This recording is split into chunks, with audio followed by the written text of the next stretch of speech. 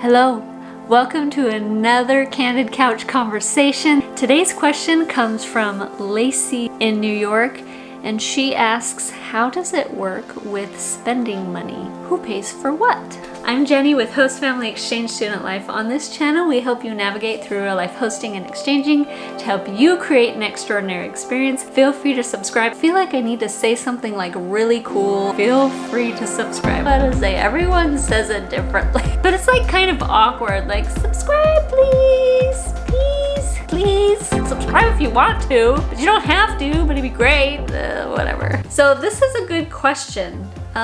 Who does pay for what? To start out, it depends on what agency you are going with. There are some agencies that provide a stipend and some agencies that don't. The agencies that don't, it's going to be just normal room, board, transportation. It's a gift. I know some host families only want to host in this way because they don't want that money aspect to taint any of the experience that they're giving to their student. These people are just some of the greatest people, and usually people who just keep hosting because they do it not just for the experience, but they really come to see these students as family. Also to say, I know where they receive a stipend and they're doing it for the right reasons. They wouldn't be able to host without that stipend to offset some of the cost of having another person living in your home. So there are good people on either side. Make sure if you're one of those people that receive a stipend that it doesn't turn into something odd. You know, if you keep track of your budget, oh, food is going up and I don't like that. I really want more left over. Maybe I will, I don't know. Just keep yourself in check. You don't ever want money to become more important than the person that you are hosting. This is their life, this is their experience. What you do is a reflection on you and the agency, on our country, how they are treated.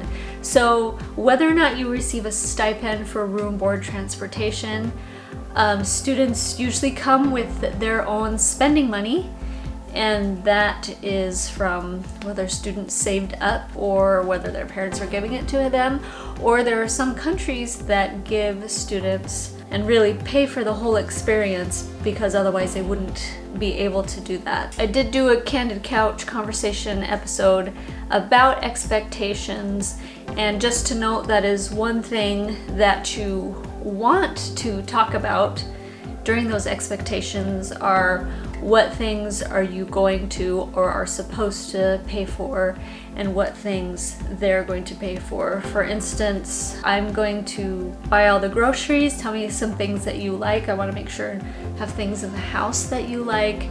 But if you want to go have a lot of Coca-Cola, we're not a family that drinks soda very often, so that's something they're welcome to do that. And also things like, oh, if we're going to the movies together, who's going to pay for that? Usually if you talk about that beforehand, it just makes things less awkward. You're also told not to open up any bank accounts for them. Don't pay for anything for your student that they should be paying for because you don't know if they're going to pay you back. Okay, I broke that several times. I knew my student would pay me back. At least I was confident they would, and they did. But sometimes you might need to remind your student, oh, do you have your purse with you? You know, because that does happen occasionally. Another thing that I just thought of, at the beginning of the year, if they have a brand new card, that they know how to use it, that they have the PIN numbers, maybe do a dry run with that card of something that's a small price. Some students, their parents wanted to deposit money in their account between different countries. I'm not sure how to navigate that. Some students don't know how to use the ATM. That's something you might have to help them learn how to do. I remember one year we had a couple students, maybe 3, I don't remember. They had packed their stuff and cleaned out their room of everything they wanted and left, and there was just a bag of change know what to do with knowing now. I could be like, hey, is there any change that we can turn into dollars so you can take with you? They could probably use it for something. I don't know, even if it's just a meal in the airport.